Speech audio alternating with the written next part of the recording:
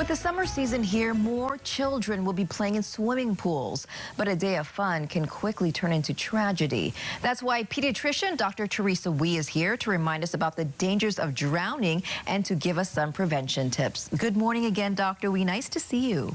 Yes, good morning. Happy Aloha Friday. Happy Aloha Friday. This is a serious topic, but very important for us to talk about because World Drowning Prevention Day is coming up later in July.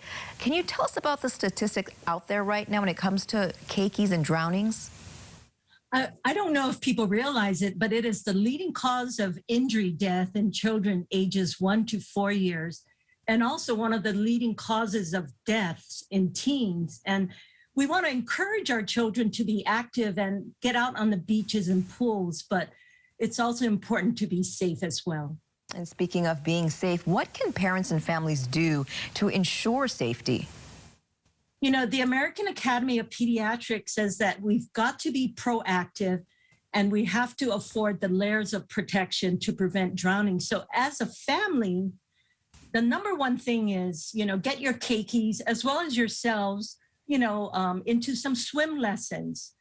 And also the other thing that's very important is if your children are swimming at the beach or pool, make sure that you have a water watcher. A lot of times, as adults we'll say, we'll watch the kids, but then we're also meal prepping or doing something.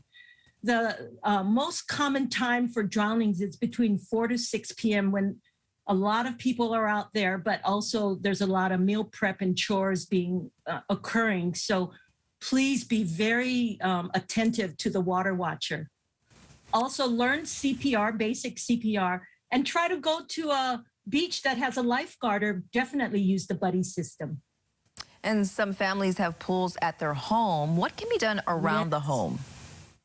So remember now, children can drown in 2 to 3 inches of water. So if you're done with the wading pool, you need to empty it. Buckets, toilet bowls, you need to put down the upper lid. You want to make sure that if you do have a pool, that there's a 4-sided fence with self-closing, self-latching.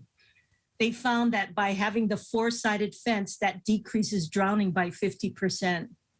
Also, if you're going out in the open water, make sure that adults and children have their U.S. Coast Guard approved life jackets.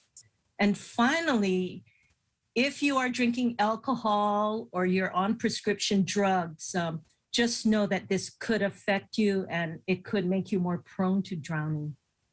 Yeah, it's very important, and I think that buddy system or the buddy watcher is what you said was very important too, because unfortunately these accidents can happen within seconds. You can drown within seconds. Anyone can drown, even an experienced swimmer, but really no one should drown if we take the proactive steps and the layers of protection. All right.